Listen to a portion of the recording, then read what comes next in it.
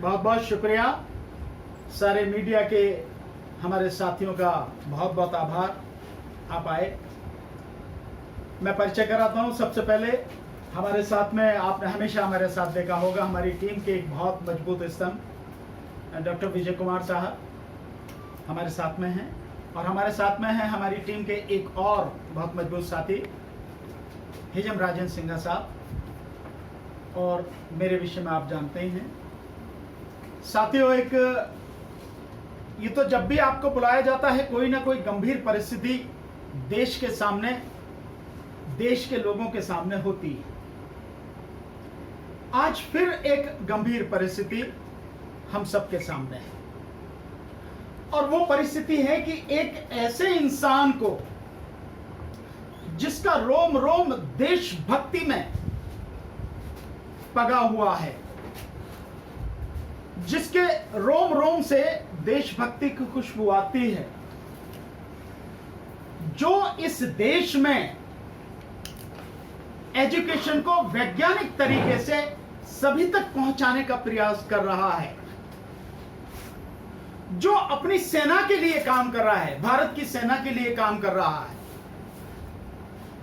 लोगों को पानी की एक व्यवस्था हो जाए उसके लिए काम कर रहा है, ऐसा एक व्यक्ति जो जलवायु परिवर्तन के संबंध में लगातार देश को, दुनिया को जागरूक कर रहा है, समझ को बढ़ा रहा है, था संवैधानिक तरीके से अपनी आवाज उठा रहा था, लोकतांत्रिक तरीके से अनशन और आंदोलन कर रहा था, और वो व्यक्ति जिसने कश्मीर में अनुच्छेद 370 के हटाए जाने के बाद प्रधानमंत्री मोदी और मोदी सरकार की भूरी भूरी प्रशंसा की थी, वो व्यक्ति जिसने प्रधानमंत्री के खिलाफ कभी कुछ नहीं किया, कहा, आज इस देश की मोदी सरकार ने, देश के गृह मंत्री ने उस व्यक्ति को, उस बेगुनाह व्यक्ति को एनएसए यानी राष्ट्रीय सुरक्षा कानून, रासुका जिसे बोलते हैं, उसके तहत गिरफ्तार करके जेल में डाल दिया, और इस समय जोधपुर जेल में बंद किया हुआ है। उस व्यक्ति का अपराध क्या है? उस व्यक्ति का अपराध सिर्फ यही है कि मोदी सरकार ने जो वादे उस व्यक्ति से किए, सिर्फ उन वादों की वो याद दिला रहा था सरकार को, और कह रहा था कि सरकार अपने वादे पूरे करे। वो व्यक्ति कौन है? आप सब जानते हैं। वो व्यक्ति हैं सोनम वांगचुक, लद्दाख से।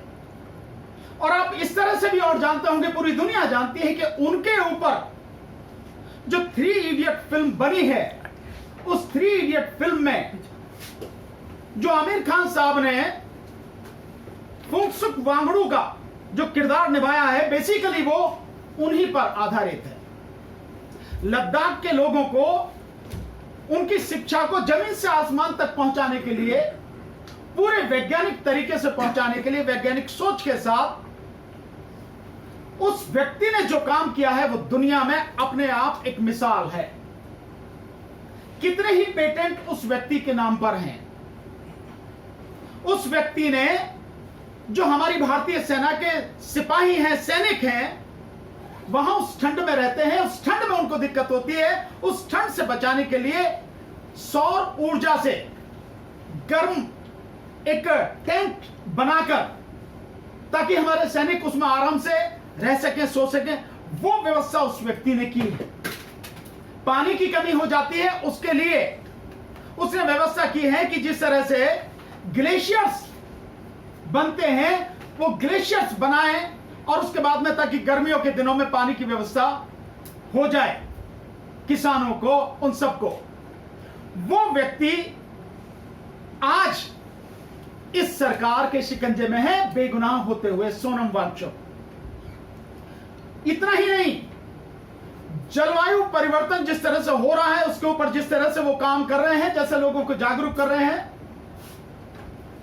उसके सिलसिले में इन सारी चीजों को देखते हुए एशिया का नोबेल पुरस्कार जिसे कहा जाता है, रोमन मैग्सेसे अवार्ड, उससे भी उनको नवाजा गया। कितने ही अवार्ड उस व्यक्ति को दिए गए, वो और उनकी पत्नी गीतांजलि और उनकी पूरी टीम लगातार काम कर रही है। ऐसे व्यक्ति को रासुका में बिना किसी कसूर के गिरफ्तार कर लिया गया और आरोप लगाया गया है उन पे कि भाई जो भीड़ ने हिंसा की है वहां पे लद्दाख में, क्योंकि लगातार आंदोलन चल रहा था, आंदोलन करते हुए सरकार सुन नहीं रही थी, कुछ लोगों को गुस्सा आया, गुस्से में पुलिस से झड़प हुई, पुलिस ने 4 लोगों को मारा, गोली से मार दिया 4 लोगों को, और उसके बाद में जो हिंसा हुई जिसमें बीजेपी का दफ्तर जलाया गया, उसका पूरा दोष उनके ऊपर मढ़ दिया गया। सोनम वांगचुक के ऊपर सारा दोष लगा दिया गया, जो पूरी तरह से गलत है।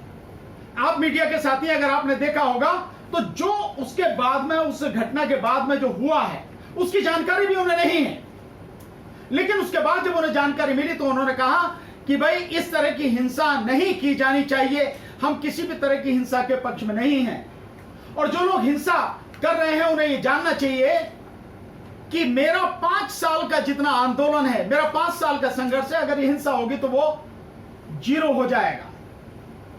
हम बहुत ही शांतिपूर्वक तरीके से, प्रजातांत्रिक तरीके से आंदोलन करते हैं और कर रहे हैं, और उसके बाद उन्होंने इस हिंसा के बाद अपना आंदोलन भी स्थगित कर दिया गया। और न केवल यह कि हिंसा में जो लोग हैं, एक झूठा आरोप कि यह व्यक्ति कांग्रेस पार्टी का काउंसलर है, किसी और की फोटो और उसको कह दिया कि कांग्रेस का यह काउंसलर है, यह कह के जो बीजेपी के तनखैया कीड़े हैं आईटी सेल के, उन्होंने चारों तरफ प्रचार भी किया, झूठ। यहां तक कि अपने आप को बड़ा पढ़ा लिखा कहता वो संबित पात्रा, उसने भी, और कितने ही बीजेपी के नेताओं ने इस तरह की जो झूठी पोस्ट हैं, फोटो हैं, वीडियोस हैं, उनको जारी किया।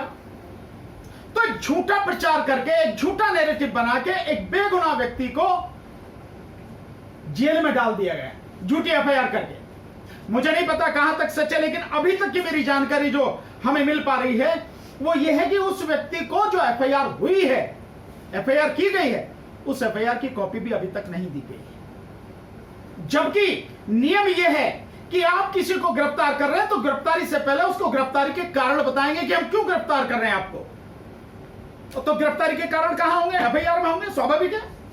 तो एफआईआर देंगे आप उनको, उसके बाद ये सारी चीजें करेंगे। तो आप गैरकानूनी काम कर रहे हैं, और इस काम के पीछे असली मकसद क्या है, उनकी मांग क्या है, सोनम वांगचुक की मांग क्या है? मोदी सरकार ने जो उनसे वादा किया कि हम लद्दाख को जो है एक स्टेट के रूप में जो मान्यता देंगे, साथ में जो 8वीं अनुसूची में लद्दाखी भाषा है उसको उसमें रखेंगे, और साथ में जो 6ठी अनुसूची में अनुसूचित क्षेत्र है, जो आदिवासी और एससी शेड्यूल ट्राइब्स के जो क्षेत्र है, एरिया है, उसका जो लाभ है 6ठी अनुसूची का, वो हम उनको देंगे। यही तो मांग है उनकी। तो ये सारी की सारी लोकतांत्रिक मांगे हैं, इसमें कहां गलत है? वो आदमी कल तक जब आप उसको हीरो कह रहे थे, जब वो आपकी बातें कर रहा था, आपकी प्रशंसा कर रहा था, प्रधानमंत्री मोदी की प्रशंसा कर रहा था, तब आपके लिए वो सब ठीक था, और आप रातों रात जो है वो आदमी आपकी नजर में देशद्रोही हो गया। उसके ऊपर पाकिस्तान से फंडिंग का या पाकिस्तान से संबंधों का आरोप लगाया जा रहा। अभी जब जलवायु परिवर्तन के सिलसिले में पाकिस्तान में एक अंतरराष्ट्रीय एक सम्मेलन हुआ था, उस अंतरराष्ट्रीय सम्मेलन शायद संयुक्त राष्ट्र संघ की संस्था के उसमें हुआ तत्वाधान में, उसमें बाकायदा सोनम वांगचुक ने हिस्सा लिया। तो पासपोर्ट किसने बनाया? भारत सरकार ने। वीजा किसने दिया? सरकार ने दिया ना, वीजा जाने के लिए परमिशन सरकार ने दी। तो आज वो आदमी रातों रात कैसे आपके लिए देशद्रोही हो गया? पाकिस्तान का हाथ कैसे हो गया? मतलब आप अपनी मर्जी से जो चाहे वो कर लेते हैं, पर इसके पीछे हकीकत क्या है? ये सब कुछ जो हो रहा है, आप जानते हैं भगवान बुद्ध ने एक बहुत बढ़िया बात कही है, और यही सच है दुनिया के विषय में, ब्रह्मांड के विषय में, इस नेचर के विषय में, कि कुछ भी हो रहा है उसके पीछे कोई ना कोई कारण है, बिना कारण के कुछ नहीं होता। तो अगर सोनम वांगचुक की गिरफ्तारी हुई है, इतना बड़ा अत्याचार एक बेगुनाह व्यक्ति, एक निर्दोष व्यक्ति के साथ किया गया है, लद्दाख की जनता के साथ में किया गया है, तो कारण तो है। कारण है कि वहां पर जो जमीन है, चरागाह की जो जमीन है, वो जमीन अडानी को देने की तैयारी है। कितनी जमीन है सर? 13,000 एकड़। 13,000 एकड़ जमीन, 13,000 एकड़ जमीन अडानी को देने की तैयारी है, जिस पर वो अपना सोलर प्लांट लगाएगा। और विरोध उसका इस बात के लिए इसलिए कहा जा रहा है कि वो जो जमीन है, वो जो पहाड़ है, वो पहाड़ जो है फ्रेजाइल पहाड़ है, यानी बनते हुए पहाड़ है। अभी वो एक तरह से कहें कि बच्चा है, वो बन रहे हैं वो पहाड़। अभी उसकी जमीन जो है वो जमीन भी सख्त नहीं है। उस पर अगर इस तरह के प्लांट लगाए जाएंगे, इस तरह का जो प्रोजेक्ट लगाया जाएगा, वो पहाड़ बेकार हो जाएंगे, बर्बाद हो जाएंगे। और अगर कहीं की जमीन बर्बाद होती है तो वहां का पूरा समाज बर्बाद हो जाता है। इस बात के लिए, और इस तरह के लोग, अडानी जैसे लोग, अंबानी जैसे लोग, यहाँ के पूंजीपति सेठ लोग वहां जमीन पर जाकर कब्जा ना करें, वहां की पूरे वातावरण को गंदा ना करें, उसी के लिए वो 6th शेड्यूल, छठी अनुसूची जो है संविधान की, उसको वहां लागू करने की मांग कर रहे हैं। तो हम इस बात का बड़े कड़े शब्दों में, कठोर शब्दों में निंदा करते हैं, भर्त्सना करते हैं। और सरकार को हमारा आग्रह है कि सोनम वांगचुक को जितनी जल्दी हो सके रिहा किया जाए, उन पर लगाए गए मुकदमे वापस लिए जाएं, और जो मांग वो कह रहे हैं वो मांगे, लद्दाख को नया राज्य का दर्जा दिया जाए, छठी अनुसूची में वहां डाला जाए, छठी अनुसूची लागू की जाए, 8वीं अनुसूची में लद्दाखी भाषा जो है उसको शामिल किया जाए, और ये अडानी जैसे जितने भी लोग हैं, इनको वहां 1 इंच 1 मिलीमीटर जगह भी न दी जाए, सारा कंट्रोल उनके हाथ में दिया जाए। वो लोग देश की रक्षा के लिए लड़ते हैं। आपने देखा कि सेना के लोग भी, जो लोग वहां रहे, वो भी इस बात को कह रहे हैं कि लद्दाख के लोग बड़े अच्छे, बड़े भोले, बहुत बढ़िया लोग हैं, उनके साथ में इस तरह का जुल्म और अत्याचार ये ठीक नहीं है। तो हमारी सरकार से ये हमारा आग्रह है कि जल्द से जल्द सोनम वांगचुक की रिहाई की जाए, उन पर लगाए गए मुकदमे वापस लिए जाएं। जो 4 बच्चे मारे गए हैं, उन चारों बच्चों के परिवारों को समुचित मुआवजा, कम से कम 1 करोड़ रुपया उन बच्चों के परिवार को दिया जाए, और उनके परिवार में से कम एक व्यक्ति को सरकारी नौकरी दी जाए। इतना सरकार को करना पड़ेगा, नहीं तो जो आंदोलन अब शुरू हुआ है, जो आंदोलन वो कर रहे थे, ये आंदोलन धीरे धीरे देश भर में होंगे। जो लोग लोकतंत्र को बचाना चाहते हैं, संविधान को बचाना चाहते हैं, लोकतंत्र संविधान में विश्वास रखते हैं, वो इस गिरफ्तारी को, इस अन्याय अत्याचार को किसी भी हालत में बर्दाश्त नहीं करेंगे, किसी भी सूरत में बर्दाश्त नहीं करेंगे।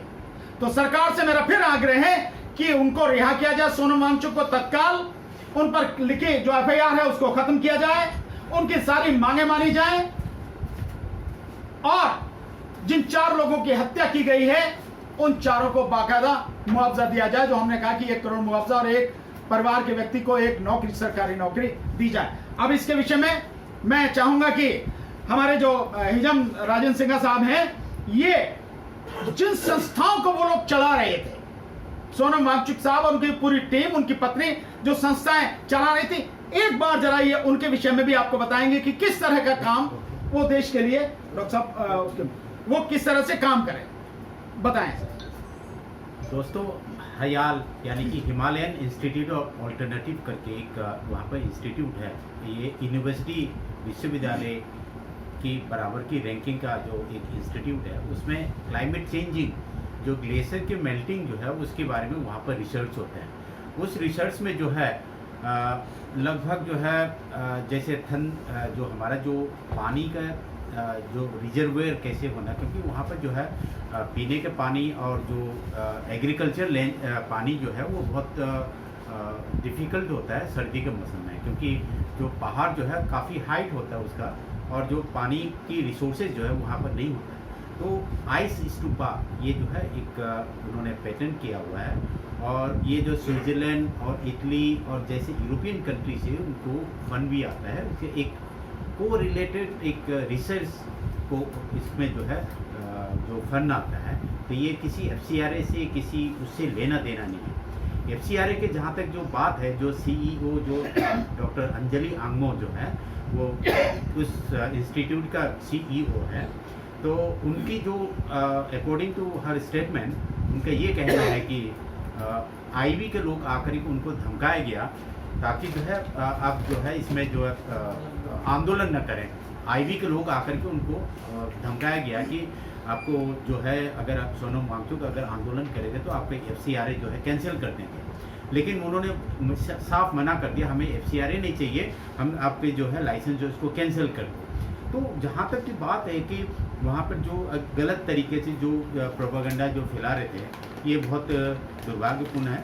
दूसरा चीज़ जो अभी जो पाकिस्तान गया था, ये पाकिस्तान में जो है एक हिंद कूच करके एक हिमालयन बेल्ट में जो अफगानिस्तान से लेकर के नेपाल जो उसके बाद भूटान, ये यहाँ की जो है इस बेल्ट के जो हिमालयन बेल्ट के जो 8 कंट्री का एक ऑर्गेनाइजेशन है, उसमें ये रिसर्च होता है कि हिमालयन की जो पहाड़ जो है मेल्टिंग होने से क्या परेशानी, ह्यूमन डिजास्टर क्या आएगा, ये उसके रिसर्च होता है। उसकी एनुअल कॉन्फ्रेंस था जो पाकिस्तान में, वो टर्न इस बार जो है पाकिस्तान में टर्न था। जैसे हमारे इंडिया में इस बार जो G20 का जो टर्न जो हुआ था, ये किसी भी कंट्री में हो सकता है, अगले बार जो है इंडिया में भारत में हो सकता है, वो पाकिस्तान में इस बार उनके जो टर्न था। तो उसमें जो है भारत सरकार की MHO ने जो है मिनिस्टर ऑफ होम अफेयर्स ने उनको वीज़ा दिया है बाकायदा। दूसरा जो उसमें जो जितनी आरोप जो लगाया गया है ये बिल्कुल निराधार है। और उसमें जो 4 जो निहत्थे लोग जो मरे थे, उसमें तो एक बिल्कुल कॉलेज में जो कॉलेज के स्टूडेंट्स है, उसकी माँ जो है यानी कि पैरालाइज है, उसकी और कोई नेक्स्ट ऑफ किन नहीं है। उनके फादर जो है 3-4 साल पहले उनके गुजर चुके थे। और एक तो जो है लद्दाख स्पोर्ट में करीब 22 साल जो है उन्होंने सेवा दे चुके, आर्मी का हवलदार थे वो, और उन्होंने कारगिल की लड़ाई भी लड़ी। और उनका बाप भी, उनके पिताजी जो है वो भी लद्दाख स्क्वाड में सूबेदार मेजर के रैंक में सर्विस किया हुआ, वे रिटायर्ड है। तो उस फौजी को जो जिस तरीके से मारा था, जो कोल्ड ब्लड मर्डर जिसको कहा जाता है, उसको मार पीट करके नाले में फेंक करके उसके ऊपर बंदूक की गोली चलाई गई, ये बहुत दुर्भाग्यपूर्ण है। और अब जो और सोनम वांगचुक साहब उनकी टीम के जो काम है, मैं चाहूंगा कि डॉक्टर विजय कुमार साहब उनके उन कार्यों के विषय में हम सबको बताएं।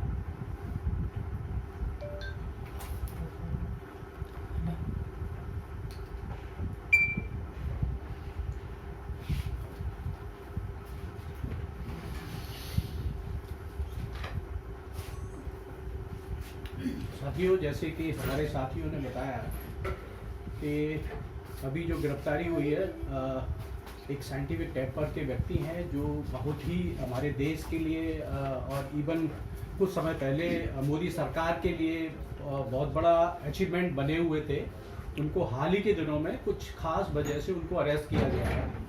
और उनके अरेस्ट का कारण सिर्फ ये नहीं है कि वो जो है एक आंदोलन कर रहे थे, और उनका असल में जो गिरफ्तारी का कारण सिर्फ ये है कि जो मोदी की सरकार की जो पॉलिसीज़ हैं, उन पॉलिसीज़ को उजागर करके उन्होंने ये एहसास कराया जनता को, खासकर लद्दाख की जनता को, और ये मैसेज ऑल ओवर इंडिया और इवन वर्ल्ड वाइड ये मैसेज देने की कोशिश की कि ये जो कार्यक्रम है, इस कार्यक्रम को हम इससे इन्वायरमेंटल और वहाँ की जो लोकल पॉपुलेशन है उस पर उसके बैड इफेक्ट होंगे, इसलिए इसको हम इस मोदी सरकार के जो पॉलिसीज़ है उन पॉलिसीज़ को अब इम्प्लीमेंट नहीं होने देंगे।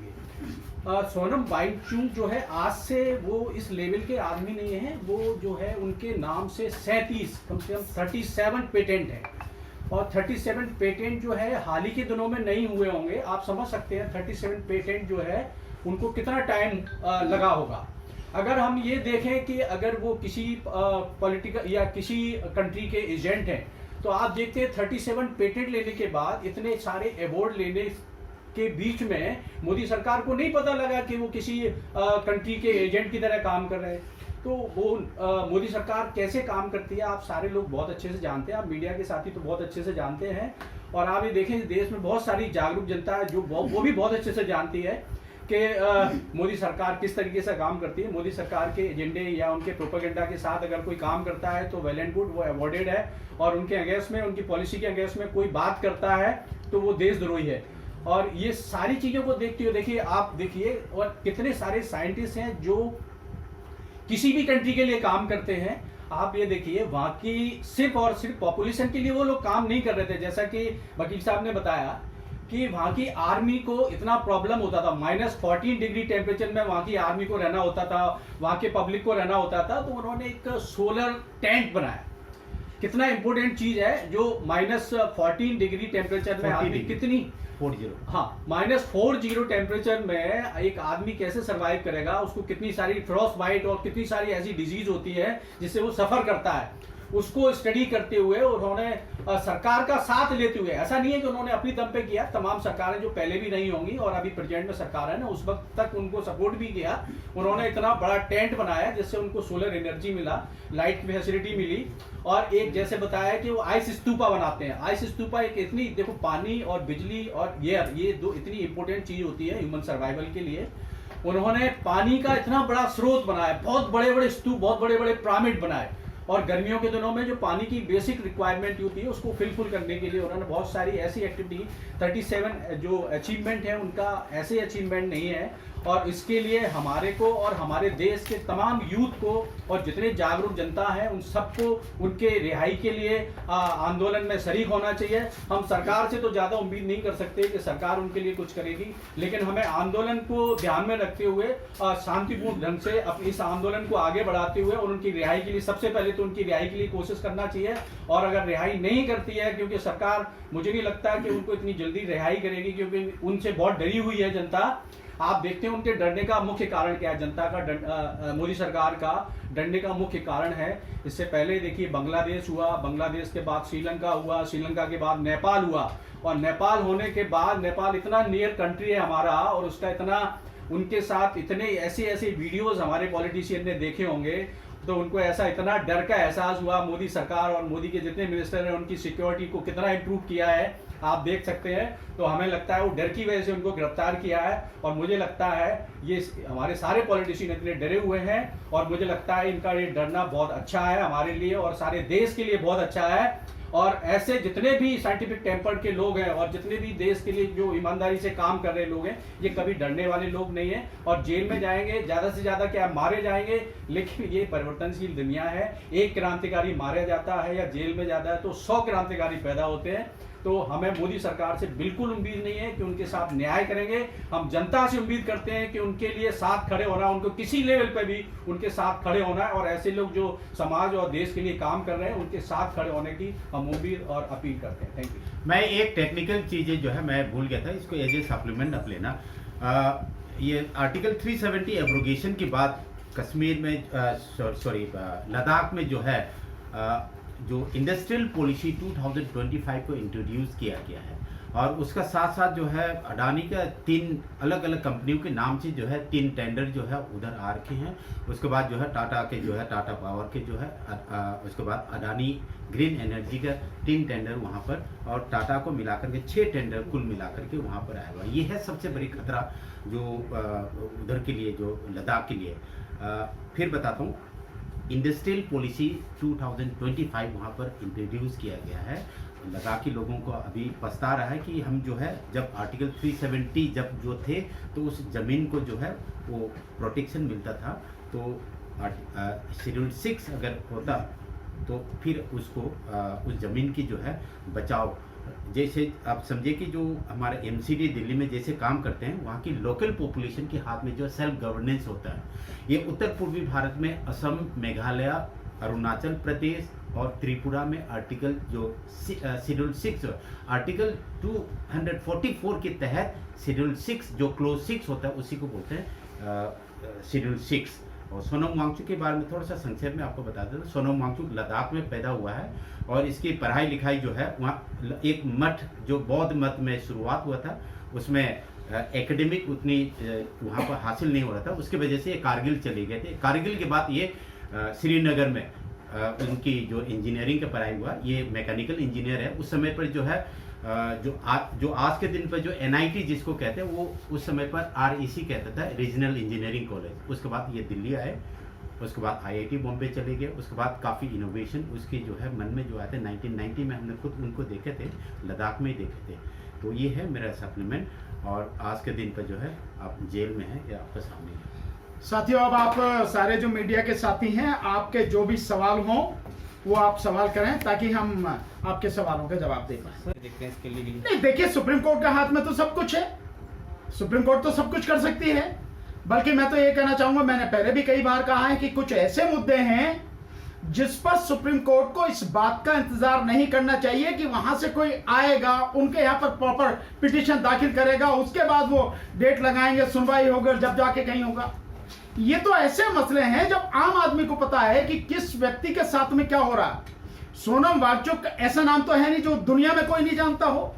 जिस व्यक्ति के नाम में 37 पेटेंट हैं, तो उस व्यक्ति को कौन नहीं जानता, और जो देश के लिए काम कर रहा है लगातार, देश में पढ़ा है, मैकेनिकल इंजीनियर है, जितने इतना रिसर्च वर्क किया है, तो ऐसे व्यक्ति को अगर सरकार गिरफ्तार कर रही है पूरे मीडिया के माध्यम से, या हर किसी को जानकारी है सोशल मीडिया के माध्यम से, गांव-गांव तक जानकारी है, तो सुप्रीम कोर्ट को जानकारी नहीं है।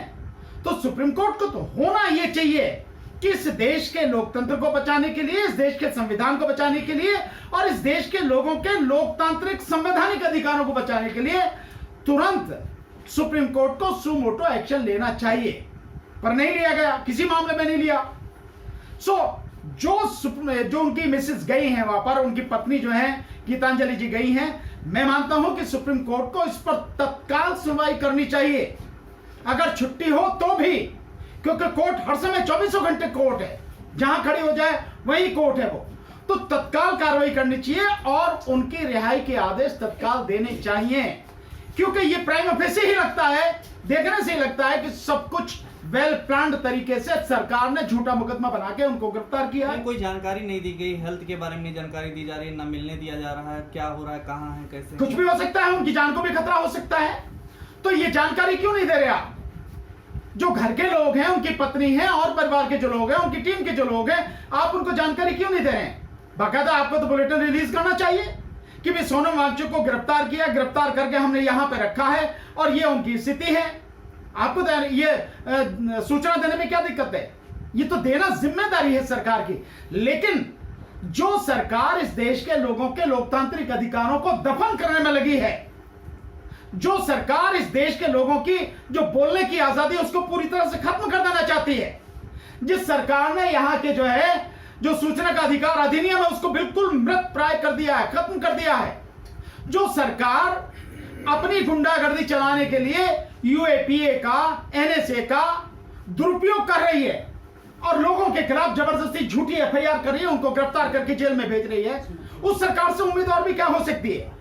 इसलिए तो जो हमने सुप्रीम कोर्ट से जो बात करें कि सू मोटो एक्शन सुप्रीम कोर्ट को ऐसे मामले में लेना चाहिए, ताकि सरकार की जो गुंडागर्दी है, सरकार की जो तानाशाही है, उसकी जो बदतमीजियां हैं, इस देश के निर्दोष लोगों को बचाया जा सके।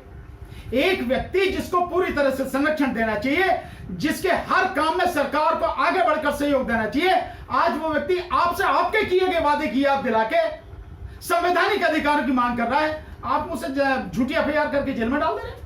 लेकिन sir, Sonam Wangchuk minus degree में रहने वाले शख्स हैं और उनको जोधपुर में सबसे गर्म स्थान पर ले जाकर बंद किया गया जेल में। निश्चित रूप से इसके पीछे कहीं ना कहीं ये मानसिकता होगी, उनको प्रताड़ित करने की मानसिकता होगी। जब एक वो पत्रकार नहीं है, क्या नाम है उसका, अर्नब गोस्वामी, वो आर भारत का जो उसको है पत्रकार, उसके लिए सुप्रीम कोर्ट बैठ के जो आधी रात को सुनवाई कर सकती है, उसे रिलीफ मिल सकता है, तो क्या इस मैटर में नहीं मिल सकती? एक साथ साथ करके वो बाबा जी है, एक जो है वो अंग्रेजी बोल रहे हैं वो बाबा जी, उसके विषय में जो है सुप्रीम कोर्ट ये चंद्रचूड़ जो थे, इन्होंने सारी जगह से मुकदमे निकाल हटा के सभी अलग अलग जो हाईकोर्ट में थे वहां से हटा के अपने पास बुला लिए, डिसाइड कर दिए। तो क्या ऐसे इंसान के विषय में नहीं किया जा सकता जो देश की बहुत अनमोल धरोहर है, वो देश की एक बहुत मजबूत संपत्ति, 37 पेटेंट है आज की तारीख में किसके पास में देश में? ऐसे व्यक्ति को जिससे सपोर्ट करना चाहिए ताकि देश के लिए और बेहतर कर सके वो, आप उसको जो है लोकतांत्रिक अधिकारों का वो प्रयोग कर रहा है, जेल में उठा के डाल दे रहे हैं। सर, ये तानाशाही गुंडागर्दी और क्या है सरकार की? हमारे देश में जैसे फादर स्टैन स्वामी वगैरह रहे हैं, वो जेल में डाले गए थे, उनकी मृत्यु वहां हो गई थी, तब क्या ये भी उधर उनकी तरफ ही जा रहे हैं? कुछ भी हो सकता है। ये जो सरकार है ये कातिलों की सरकार है, खून मुंह लगा हुआ है इस सरकार के। इसका इतिहास देख लें, जो लोग आज सत्ता में ये बैठे हैं इनका इतिहास देख लें। खून मुंह लगा हुआ है इनके, तो कुछ भी कर सकते हैं ये। सोनम वांगचुक हो या कोई भी हो या मेरे जैसे लोग हो, किसी को भी झूठा मुकदमा बना के डाल सकते हैं, किसी को भी मरवा सकते हैं। जज लोया के विषय में क्या है आज जानते हैं ना आप? जज लोया के विषय में क्या है? जज लोया साहब के विषय में भी ये सब कुछ हुआ। हिरेन पांडे के विषय में ये हुआ कि क्लीन चिट देने, भैया वही देने वाले क्लीन चिट। क्लीन चिट उन्होंने दी थी, चंद्रचूड़ ही तो था जिसने क्लीन चिट दी थी, और कौन था वो? विपक्ष के लोग क्यों नहीं आ रहे खुलकर के सामने? क्यों विपक्ष के लोग क्यों नहीं आ रहे? इस विषय पर अखिलेश यादव जी ने भी बात की है, इस विषय पर आवाज राहुल गांधी जी ने भी उठाई है।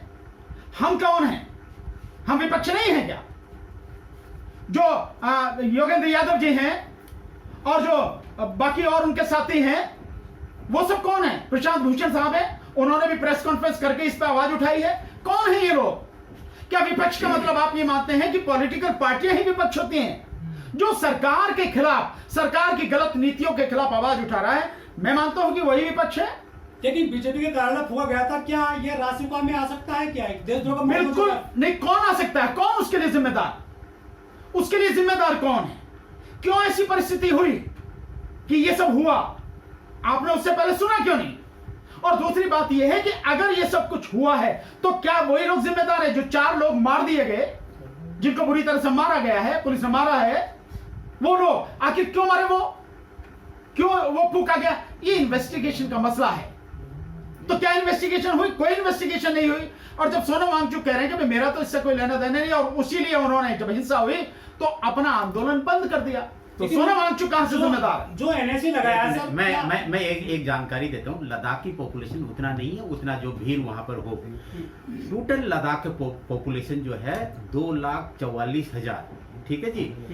ये आधा आधा डिवाइडेड कारगिल और लेह में। कारगिल और लेह में करीब करीब 75 किलोमीटर की दूरी है। सिर्फ लद्दाख के बीच में मात्र 50,000 की करीब पॉपुलेशन है। वहाँ पर जो है एक बहुत बड़ी, मतलब जैसे जंतर मंतर में जो 5,000 20,000 की जो पॉपुलेशन, जो आंदोलनकारी जो भीड़ इकट्ठे होता है, उसी तरीके के वहाँ पर कैपेसिटी नहीं है। वहाँ पर मात्र 300-400 जो है वो उतनी, मतलब बड़ी मुश्किल से इकट्ठा हो सकता है। वहाँ पर एक गांव से दूसरे गांव जाने में कम से कम 5-6 किलोमीटर होता है। एक नमक का थैली लेने के लिए आपको ले आने के लिए 1 दिन जाना, 1 दिन वापस आने को होता है। तो अब जितनी जो इल्ज़ाम जो लगा रहा है, ये सरासर ये गलत इल्ज़ाम है। वहाँ पर पुलिस ने टीयर गैस पहले चलाया, उसके बाद छात्र जो है तितर पितर, मतलब इधर से उधर अनजाने में भागम भाग हुआ।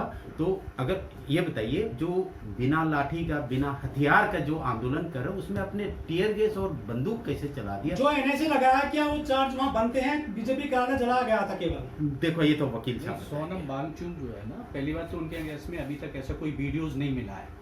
आप ये देखते हैं कि कोई वीडियोस मिला हो, ऐसा कुछ भड़काऊ भाषण दिया हो तो बनता है, लेकिन अभी तक बीजेपी आईटी सेल ने कोई ऐसा सबूत तो दे रहे हैं, सबूत दे रहे हैं। पाकिस्तान और चाइना तो वो सारा फैब्रिकेटेड सबूत है। वो सारे सबूत जो दे रहे हैं उनको फैक्ट चेक में उसको नेगलेक्ट कर दिया कि भाई ये सबूत नहीं। पाकिस्तान और चाइना, आप जो बोला कि रात को चादर उड़ के भागा था, क्या वो एमएचए ने उसको वीजा दिया है?